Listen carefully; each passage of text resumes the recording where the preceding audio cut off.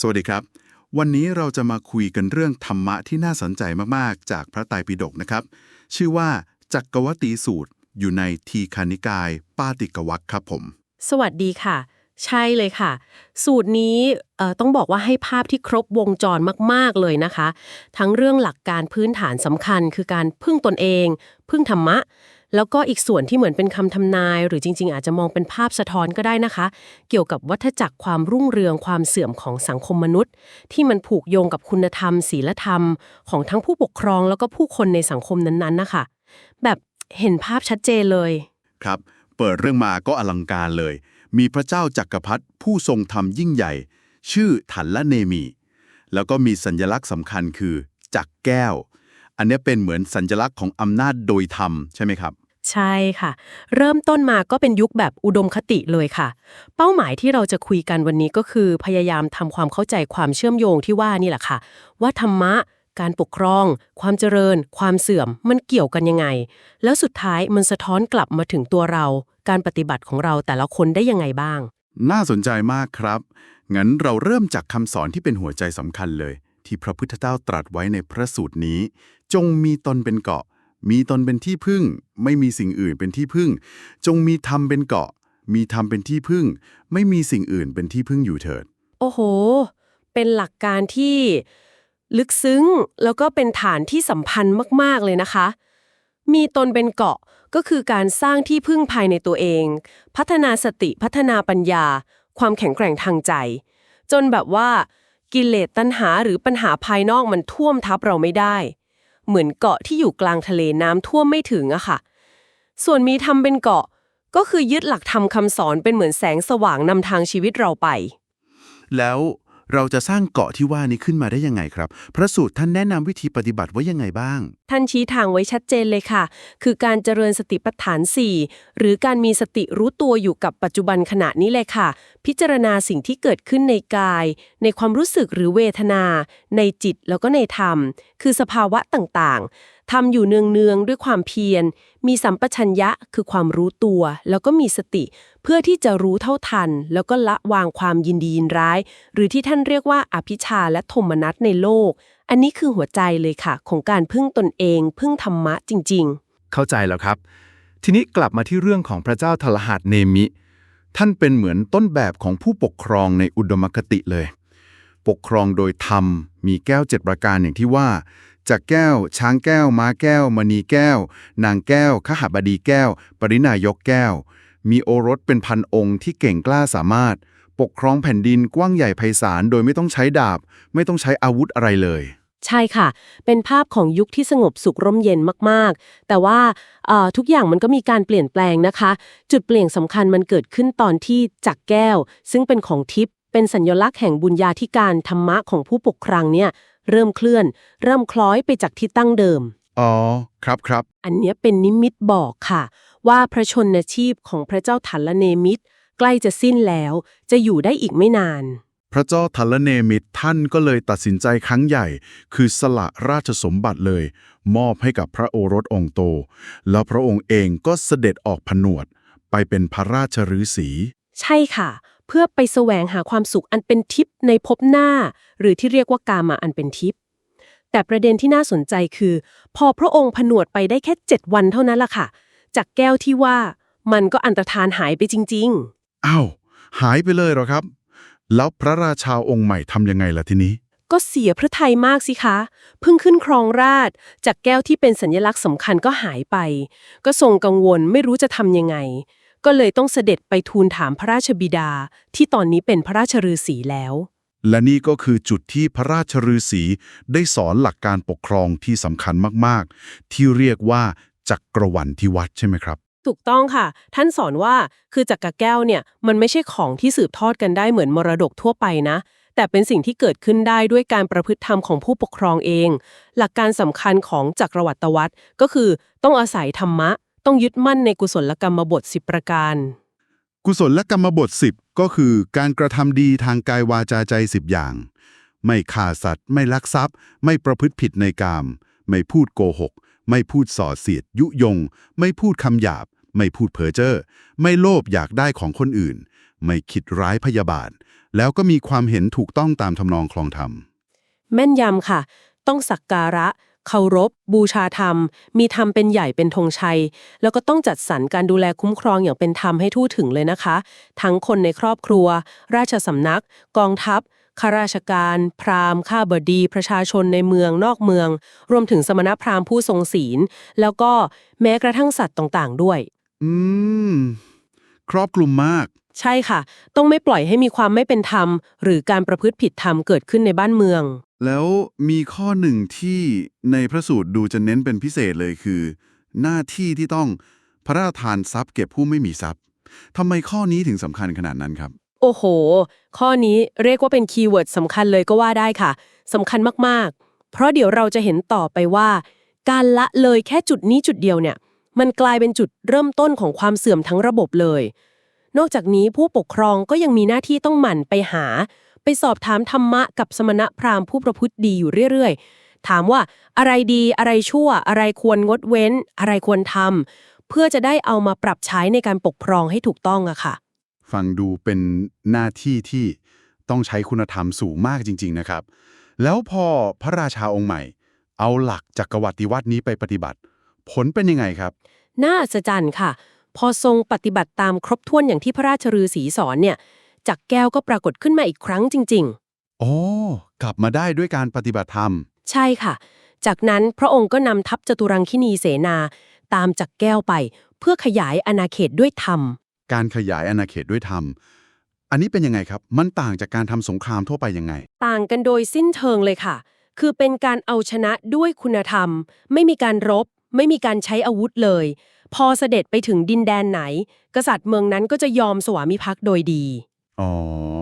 พระเจ้าจักรพรรดิก็จะให้โอวาทให้กษัตริย์เหล่านั้นตั้งมั่งอยู่ในศีลห้า ศีลห้าก็คือ ไม่ฆ่าสัตว์ ไม่ลักทรัพย์ ไม่ประพฤติผิดในกาม ไม่พูดเท็จ แล้วก็ไม่ดื่มสุราของมึนเมา ใช่ค่ะ แล้วก็มอบบ้านเมืองคืนให้ปกครองต่อไปตามเดิม ปกครองโดยธรรมเหมือนกัน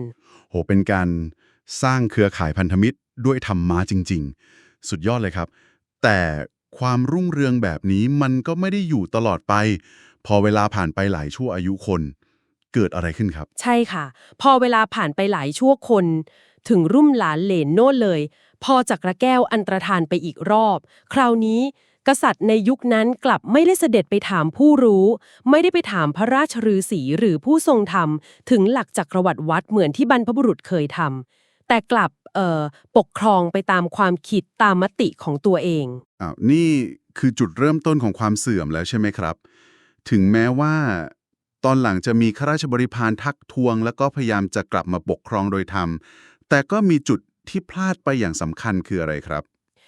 จุดชี้ขาดเลยค่ะ คือพระองค์ไม่ได้พระราชทานทรัพย์ให้แก่คนที่ขาดแคลนหรือไม่มีทรัพย์ คืออาจจะพยายามรักษาธรรมข้ออื่นๆนะคะ แต่การละเลยข้อนี้ไปเพียงข้อเดียวเนี่ย มันส่งผลกระทบเป็นลูกโซ่ร้ายแรงอย่างไม่น่าเชื่อเลย โห แค่เรื่องเดียวเนี่ยนะครับ มันส่งผลกระทบเป็นลูกโซ่ยังไงบ้างครับ มันเหมือนโดมิโนล้มเลยค่ะ พอไม่ให้ทรัพย์แก่คนจน คนยากไร้ ความขัดสน ความยากจนมันก็แพร่หลายไปทั่ว คนที่ไม่มีอะไรจะกินจะใช้ ก็เริ่มลักทรัพย์ หรือที่เรียกว่าอธินาทาน แล้วกษัตริย์จัดการยังไงครับ พอมีคนขโมย ช่วงแรกๆนะคะ พอจับคนที่ขโมยได้ กษัตริย์ก็ยังทรงพระเมตตาอยู่ ก็พระราชทานทรัพย์ให้คนนั้นไป บอกว่าเอาไปตั้งตัวนะ ไปทำมาหากิน อ้าว ให้ทรัพย์คนที่ขโมยเหรอครับ ใช่ค่ะ แต่มันกลายเป็นว่าคนอื่นเห็นเข้า ก็เลยคิดว่า เอ้า ถ้าเราไปขโมยเราก็จะได้ทรัพย์เหมือนกันสิ อ๋อ เข้าใจผิดไปกันใหญ่ ใช่ค่ะ กลายเป็นว่าการลักทรัพย์มันยิ่งระบาดหนักกว่าเดิมอีก กลายเป็นแก้ปัญหาผิดจุดไปเลยแล้ว แล้วทรงทำยังไงต่อครับ พอเห็นว่าให้ทรัพย์เราไม่ได้ผล การขโมยยิ่งเยอะขึ้น กษัตริย์ก็เลยเปลี่ยนนโยบายมาใช้ความรุนแรงแทน คือสั่งประหารชีวิตเลย จับโจรได้ก็เอาไปตัดศีรษะ อือหือจากให้ทรัพย์กลายเป็นประหารเลย การใช้ความรุนแรงแบบนี้มันยิ่งสร้างปัญหาใหม่หรือเปล่าครับ ถูกต้องเลยค่ะ พอมีการประหารชีวิตประชาชนก็เริ่มหวาดกลัว เริ่มคิดว่าอยู่เฉยๆไม่ได้แล้วต้องป้องกันตัวเอง หรือบางคนก็อาจจะคิดแค้นอยากจะแก้แค้นให้พวกพ้อง ก็เลยพากันสร้างอาวุธ หาสะสมอาวุธกันใหญ่ทำให้ศัตราวุธมันแพร่หลายไปทั่วสังคมเลยค่ะ พอมีอาวุธกันเยอะๆสุดท้ายมันก็หนีไม่พ้น การใช้ความรุนแรงต่อกันโดยตรง เกิดการปล้นฆ่าหรือปาณาติบาตขึ้นมาจริง ครับผม แล้วประเด็นที่น่าสนใจมากๆ คือพระสูตรเชื่อมโยงความเสื่อมทางศีลธรรมนี้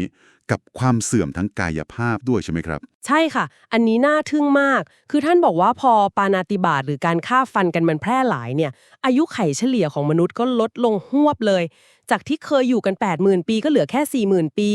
แม้กระทั่งวรรณะคือลักษณะทางกายภาพ ผิวพรรณรูปร่างหน้าตา ก็เสื่อมถอยลงด้วย โห มันเชื่อมกันขนาดนั้นเลยเหรอครับ มีคำอธิบายไหมครับว่าทำไมศีลธรรมมันส่งผลต่ออายุไขได้ หรือว่าเป็นแค่สัญลักษณ์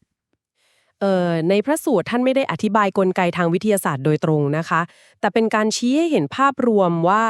คุณธรรมศีลธรรมเนี่ยมันส่งผลต่อสภาวะเป็นอยู่ทั้งหมดของมนุษย์ ทั้งสังคม จิตใจ แล้วก็อาจจะรวมถึงสภาพแวดล้อม ปัจจัยอื่นๆ ที่มันเกื้อกูลต่อชีวิตด้วยนะคะเหมือนกับว่าพอจิตใจคนมันเสื่อม สังคมมันเสื่อม สภาพแวดล้อมโดยรวมมันก็เสื่อมตาม ซึ่งมันก็ส่งผลต่ออายุไขได้ อ๋อ เข้าใจครับ เหมือนทุกอย่างมันสัมพันธ์กันไปหมด แล้วความเสื่อมทางศีลธรรมมันก็ไม่ได้หยุดแค่การฆ่ากันใช่ไหมครับ มันลามไปเรื่องอื่นต่อยังไงอีก ใช่ค่ะ มันเหมือนลงบันไดไปเรื่อยๆเลยค่ะ พอลักทรัพย์แล้วถูกจับก็ต้อง โกหก ใช่ค่ะ ก็ต้องพูดเท็จ มุสาวาทเพื่อเอาตัวรอด อายุขัยก็ลดลงไปอีก เหลือ 20,000 ปี พอบ้านเมืองวุ่นวาย คนก็เริ่มหาเรื่องกันฟ้องร้องกันยุยงกัน เกิดการพูดส่อเสียด ปิสุนาวาจา อายุขัยก็ลดลงไปอีก เหลือ 10,000 ปี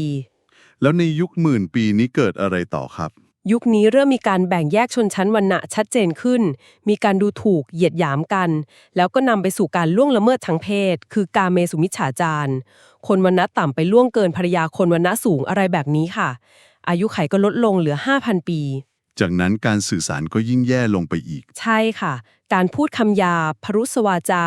ด่าทอกัน การพูดเพ้อเจ้อสัมพับปลาปะ ไร้สาระ ก็กลายเป็นเรื่องธรรมดา อายุไขก็ลดลงไปอีกเหลือประมาณ 2,500 ปีหรือ 2,000 ปี พอคำพูดเสื่อมขนาดนี้จิตใจก็คงไม่เหลือแล้วมั้งครับ แน่นอนค่ะ ความโลภที่รุนแรงอยากได้ของคนอื่นมากๆ อภิชา ความคิดอาฆาตพยาบาทก็เพิ่มพูนขึ้น อายุไขก็ลดเหลือแค่ 1,000 ปี จากนั้นความเห็นผิดไปจากทำนองคลองธรรม ไม่เชื่อเรื่องบุญบาปกฎแห่งกรรม มิจฉาทิฐิก็แพร่หลาย อายุไขก็ลดเหลือ 500 ปี พอถึงยุค500 ปีนี่ความชั่วร้ายมันดูเหมือนจะเข้มข้นขึ้นไปอีกนะครับ มีอะไรที่เฉพาะเจาะจงลงไปอีกไหมครับ มีค่ะ พระสูตรกล่าวถึงธรรมะที่เสื่อมทำรามอย่างยิ่ง 3 ประการในยุคนี้ คืออธรรมราคะ คือความกำหนัดยินดีในสิ่งที่ไม่ถูกต้องไม่เหมาะสมทางเพศ หรือเรื่องกามแบบผิดๆวิสัมมโลภะ คือความโลภแบบหน้ามืดตามัว ไม่สนผิดชอบชั่วดีขอให้ได้มา แล้วก็มิจฉาธรรม คือการประพฤติผิดทางเพศสัมพันธ์ที่สังคมไม่ยอมรับ หรือผิดแปลกไปจากธรรมชาติ พอ3อย่างนี้ระบาดหนัก อายุไขก็ลดเหลือแค่ 250 ถึง 200 ปีเท่านั้นเองค่ะ แล้วก็ดิ่งลงไปจนถึงจุดต่ำสุดที่อายุไขเหลือแค่100 ปี อันนี้เพราะอะไรครับ เพราะคุณธรรมพื้นฐานที่สุดเลยค่ะ คือความกตัญญู การเคารพผู้ใหญ่มันหายไป คนไม่เลี้ยงดูพ่อแม่ ไม่เกื้อกูลสมณพราหมณ์ผู้มีศีล ไม่เคารพอ่อนน้อมต่อผู้ใหญ่ในตระกูล พอธรรมะข้อนี้ซึ่งเป็นรากฐานสำคัญมันพังลง อายุไขก็ลดเหลือเพียง100 ปี โห ฟังลำดับความเสื่อมแล้วใจหายเลยนะครับ มันสะท้อนจริงๆว่าการละเลยธรรมะแค่จุดเล็กๆในตอนแรก โดยเฉพาะจากผู้มีอำนาจเนี่ย มันส่งผลเป็นทอดๆจนสังคมดิ่งเหวได้ขนาดนี้เลย น่าสะพรึงกลัวมากค่ะ เด็กผู้หญิงอายุแค่5 ขวบก็แต่งงานมีสามีได้แล้ว อาหารดีๆอย่างเนยใส น้ำผึ้ง น้ำอ้อยอะไรพวกนี้หายไปหมด หญ้ากับแก้ซึ่งปกติเป็นอาหารหยาบๆเนี่ยกลายเป็นอาหารอย่างดีที่สุดในยุคนั้น แล้วเรื่องคุณธรรมความดีงามนี่ คือต้องพูดถึงเลยใช่ไหมครับ กุศลกรรมบท 10 นี่คือหายไปจากสังคมเลยค่ะ ไม่มีใครรู้จัก มีแต่อกุศลกรรมบท 10 ที่เฟื่องฟูสุดขีด แม้แต่คำว่ากุศลหรือความดีเนี่ยแทบไม่มีใครรู้จักความหมายแล้ว คนที่ไม่กตัญญูไม่เลี้ยงดูพ่อแม่ ไม่เคารพผู้ใหญ่สมณพราหมณ์กลับเป็นคนที่ได้รับการยกย่องเชิดชูในสังคมนั้น แล้วความสัมพันธ์ในครอบครัวล่ะครับ เป็นยังไง ความเคารพนับถือในสายเลือดเนี่ยไม่มีเหลือเลยค่ะไม่ว่าจะเป็นแม่ป้าน้าอาหรือแม้แต่ภรรยาของครูอาจารย์สังคมมันเสพสมกันแบบไม่เลือกหน้าปะปนกันไปหมดเหมือนฝูงแพะฝูงไก่ฝูงสุกรเลยค่ะแต่ที่น่ากลัวที่สุดคือสภาพจิตใจของผู้คนมันเต็มไปด้วยความอาฆาตพยาบาทความคิดร้ายคิดอยากจะฆ่ากันตลอดเวลาแม้แต่พ่อแม่ลูกพี่น้องมองหน้ากันก็เหมือนในพรานเห็นเนื้อคืออยากจะฆ่าอยากจะทำร้ายกัน โหฟังแล้วหดหู่มากครับช่วงเวลาที่เลวร้ายที่สุด7วันนั้นเรียกว่าอะไรนะครับ ช่วง7วันแห่งความพินาศนั้นเรียกว่าสัตถันตรกัปค่ะสัตถะแปลว่าศัตรา ก็คือเป็นอันตรกัปหรือยุคย่อยที่พินาศเพราะศัตราวุธ มนุษย์จะมองเห็นกันเป็นแค่เนื้อ เป็นเหยื่อที่ต้องล่า แล้วก็จะเอาอาวุธทุกอย่างที่หาได้มาฆ่าฟันกันเอง จนล้มตายไปเยอะมากๆ แต่ในความมืดมิดที่สุดมันก็ยังมีแสงสว่างเกิดขึ้นใช่ไหมครับ มีคนรอดชีวิตบ้างไหมครับ มีค่ะยังมีคนกลุ่มเล็กๆกลุ่มหนึ่งที่เกิดความแวบขึ้นมาได้ว่าเฮ้ยเราอย่าฆ่าใครเลยแล้วก็ขอให้ใครอย่ามาฆ่าเราเลยพวกเขาเลยพากันหนีความบ้าคลั่งนั้นเข้าไปซ่อนตัวตามป่าตามซอกเขาในถ้ำกินรากไม้ผลไม้ป่าประทังชีวิตอยู่7วันพอพ้น7วันแห่งความพินาศนั้นไปแล้ว พวกเขาออกมาเจออะไรครับ พอออกมาจากที่ซ่อนมาเจอกันก็ดีใจมากค่ะต่างคนต่างร้องไห้สวมกอดกันที่แบบเฮ้ยยังรอดชีวิตมาได้แล้วก็เกิดสำนึกร่วมกันขึ้นมาสำนึกนั้นคืออะไรครับ อันนี้คือจุดเปลี่ยนที่สำคัญที่สุดเลยค่ะพวกเขามานั่งคุยกันแล้วก็ตระหนักได้ว่าที่บ้านเมืองพังพินาศญาติพี่น้องล้มตายไปมากมายขนาดนี้มันเป็นเพราะอะไรก็เพราะว่าสังคมมัวเมาอยู่กับการทำแต่อกุศลธรรมหรือความชั่วนั่นเองพวกเขาเลยตัดสินใจร่วมกันว่าไม่ได้แล้วต้องเปลี่ยนต้องหันมาสร้างกุศลสร้างความดีให้เกิดขึ้นบ้างแล้วกุศลธรรมข้อแรกที่พวกเขาเห็นตรงกันว่าจะต้องเริ่มทำทันทีคืออะไรครับจักปานาติบาตคือให้สัจจะต่อกันเลยว่าจะไม่เบียดเบียนชีวิตใครอีกต่อไปพอเริ่มตั้งมั่นในกุศลข้อนี้มันเกิดการเปลี่ยนแปลงอะไรขึ้นบ้างครับผลปรากฏชัดเจนทันทีเลยค่ะทั้งอายุไขแล้วก็วรรณะคือรูปร่างหน้าตาผิวพรรณของคนกลุ่มนั้นก็เริ่มดีขึ้นเจริญขึ้นอายุไขเฉลี่ยก็เพิ่มจาก10ปีเป็น20ปีโอ้พอเห็นผลดีแบบเป็นรูปธรรมอย่างนี้ก็คงมีกำลังใจทำความดีข้ออื่นๆเพิ่มขึ้นไปอีกถูกต้องเลยค่ะพอเห็นว่าเฮ้ยทำดีแล้วมันดีขึ้นจริงๆนี่นาก็เลยปรึกษากันว่าเราควรจะทำความดีข้ออื่นๆเพิ่มอีกนะก็เลยค่อยๆพากันสมาทานงดเว้นจากอทินนาทานคือการลักทรัพย์งดเว้นจากกาเมสุมิจฉาจารคือการประพฤติผิดในกามงดเว้นจากมุสาวาทคือการพูดเท็จงดเว้นจากพิสุนาวาจาการพูดส่อเสียดพรุสวาจาการพูดคำหยาบสัมภปลาปะการพูดเพ้อเจ้อนอกจากเราเว้นความชั่วทางวาจากายแล้วเรื่องของใจการสร้างคุณธรรมด้านบวกก็คงตามมาด้วยใช่ค่ะพวกเขาก็เริ่มละอภิชฌาความโลภพยาบาทความคิดร้ายมิจฉาทิฏฐิความเห็นผิดแล้วก็ละธรรมะชั่วๆ3อย่างคืออธรรมราคะ วิสัมมโลภะมิจฉาธรรมที่เคยทำกันมาในยุคเสื่อมแล้วก็หันกลับมาสร้างคุณธรรมพื้นฐานที่เคยทิ้งไปคือการเลี้ยงดูบิดามารดาการช่วยเหลือเกื้อกูลสมณพราหมณ์การเคารพอ่อนน้อมต่อผู้ใหญ่ในตระกูลพอสังคมเริ่มฟื้นฟูคุณธรรมกลับมาทีละข้อแบบนี้อายุไขก็ค่อยๆเพิ่มขึ้นตามลำดับเลยใช่ไหมครับเป็นอย่างนั้นเลยค่ะพอกุศลธรรมเพิ่มขึ้นอายุไขก็เพิ่มขึ้นเป็นเท่าตัวเลยจาก20ปีเป็น40ปีเป็น80 160 220 640 2,000 4,000 8,000 ปีแล้วก็ 20,000 ปี 40,000 ปีจนกระทั่งกลับไปสู่ยุคทองอายุไข 80,000 ปีอีกครั้งหนึ่งโห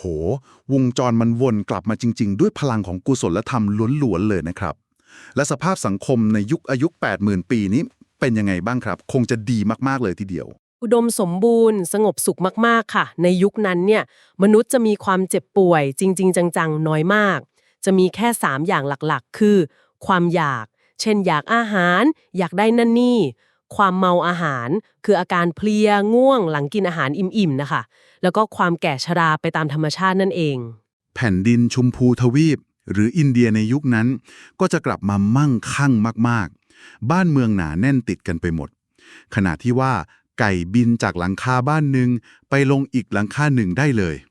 ประชากรก็เยอะมากเหมือนป่าอ้อป่าแขมเลยใช่ค่ะ แล้วเมืองพาราณสีที่เรารู้จักกัน ก็จะกลายเป็นราชธานีที่ยิ่งใหญ่ ชื่อว่าเกตุมดี เป็นศูนย์กลางความเจริญ รุ่งเรือง มีอาหารการกินสมบูรณ์ มีเมืองขึ้นในปกครองมากมายถึง 84,000 เมืองเลยค่ะ และในยุคแห่งความรุ่งเรืองสูงสุดนี้เอง ก็จะมีการอุบัติขึ้นของผู้ปกครองที่ทรงธรรมอีกครั้งหนึ่ง ถูกต้องค่ะ จะมีพระเจ้าจักรพรรดิผู้ทรงธรรมปรากฏขึ้นอีกครั้ง พระนามว่าพระเจ้าสังขะ และที่สำคัญที่สุดของยุคนั้นคือ จะมีการอุบัติขึ้นของพระสัมมาสัมพุทธเจ้าพระองค์ใหม่ในภัทรกัปนี้ ก็คือพระศรีอริยเมตไตรพุทธเจ้า หรือที่เราเรียกสั้นๆว่าพระเมตไตร ซึ่งท่านจะมีพระลักษณะ พระคุณ เหมือนกับพระพุทธเจ้าองค์ปัจจุบันของเราทุกประการเลยค่ะ แล้วเรื่องราวของพระเจ้าสังขะจะเป็นยังไงต่อครับ จะเหมือนพระเจ้าทันลาเนมิในตอนต้นเรื่องไหมครับ คล้ายกันมากค่ะ เมื่อพระเมตไตรพุทธเจ้าอุบัติขึ้นแล้ว พระเจ้าสังขะผู้ยิ่งใหญ่เนี่ยก็จะทรงสละราชสมบัติเหมือนกัน สละปราสาทที่เคยเป็นของพระเจ้ามหาปนาทะในอดีต แล้วก็เสด็จออกผนวดในพระธรรมวินัยของพระเมตไตรพุทธเจ้า อ๋อ สละราชไปบวชเหมือนกัน และผลการปฏิบัติธรรมของพระองค์ก็คือ ในที่สุดค่ะ อดีตพระเจ้าจักรพรรดิสังขะก็จะทรงบำเพ็ญเพียรจนได้บรรลุธรรมเป็นพระอรหันต์หลุดพ้นจากวัฏสงสารได้ในที่สุดค่ะ โห เรื่องราวมันวนกลับมาครบวงจรอย่างน่าสะใจจริงๆนะครับ จากยุคทองสู่ยุคเสื่อมสุดขีด แล้วก็ฟื้นคืนกลับสู่ยุครุ่งเรืองอีกครั้ง ทั้งหมดนี้มันขับเคลื่อนด้วยพลังของธรรมะและอกุศลธรรมจริงๆ ทีนี้พอเล่าเรื่องราวคำทำนายนี้จบ พระสูตรก็วกกลับมาตอกย้ำคำสอนเริ่มต้นอีกครั้งเลย คือจงมีตนเป็นเกาะ มีธรรมเป็นเกาะ โดยเน้นไปที่การเจริญสติปัฏฐาน 4 ใช่ค่ะ เป็นการสรุปที่กลับมาสู่จุดเริ่มต้นที่สำคัญที่สุดและทรงพลังมากๆ เหมือนกับจะบอกว่าไม่ว่าโลกภายนอก สังคม มันจะหมุนเวียนเปลี่ยนไป จะรุ่งเรืองหรือเสื่อมทรามยังไงก็ตาม หลักการที่เป็นแก่นแท้ เป็นที่พึ่งที่ปลอดภัยที่สุดสำหรับทุกคน ก็คือการกลับมาพึ่งตนเอง พึ่งธรรมะด้วยการลงมือปฏิบัติ คือการฝึกฝนสติฝึกฝนปัญญานี่แหละค่ะ นอกจากนั้นในตอนท้ายพระสูตรท่านยังขยายความเปรียบเทียบให้เห็นถึงความเจริญ 5 ด้านสำหรับผู้ปฏิบัติธรรมด้วยนะคะ โดยเฉพาะสำหรับภิกษุ แต่จริงๆคฤหัสถ์เราก็นำไปปรับใช้ได้ค่ะ ว่าถ้าเราดำเนินตามรอยธรรมของพระพุทธเจ้าเนี่ยจะเกิดความเจริญ 5 อย่าง ความเจริญ 5 ด้านที่ว่ามีอะไรบ้างครับ แล้วมันเชื่อมโยงกับเรื่องอายุวันนะสุขะโภคะพละที่เราคุยกันมาในเรื่องสังคมยุคต่างๆยังไงบ้างครับ เป็นการเปรียบเทียบที่ลึกซึ้งน่าสนใจมากค่ะ ท่านอธิบายว่า การประพฤติธรรมที่ถูกต้องที่เป็นโคจรหรือวิสัยของผู้ปฏิบัตินี่แหละค่ะ จะนำมาซึ่งความเจริญ 5 อย่างนี้ ในระดับจิตวิญญาณ หรือโลกุตระ ดังนี้ค่ะ 1. คืออายุค่ะ เปรียบกับการเจริญอิทธิบาท 4 คือฉันทะ วิริยะจิตตะ วิมังสา การฝึกพลังจิตให้แก่กล้า มีความพอใจ เพียรพยายาม ใส่ใจพิจารณาเหตุผลในการปฏิบัติอย่างเต็มที่เนี่ย มันทำให้ผู้ปฏิบัติมีชีวิตที่ยืนยาวในพรหมจรรย์ หรือแม้กระทั่งสามารถดำรงอยู่ได้นานถึง1 กับถ้าปรารถนา อันนี้ก็เทียบได้กับอายุขัยที่ยืนยาวในยุคเจริญทางโลกนะคะ อ๋อ ครับ 2. คือวรรณะหรือความงามค่ะ อันนี้เปรียบกับการเป็นผู้มีศีลบริสุทธิ์สำรวมในสิกขาบทต่างๆ มีความประพฤติหรืออาจาระที่งดงาม ไม่มีด่างพร้อย อันนี้เป็นความงามภายในที่ผ่องใสยิ่งกว่าผิวพรรณภายนอกอีกค่ะ ครับผม 3. คือสุขะหรือความสุข อันนี้ชัดเจนเลยค่ะ เปรียบกับการเข้าถึงความสุขที่ประณีต สงบ จากสมาธิภาวนา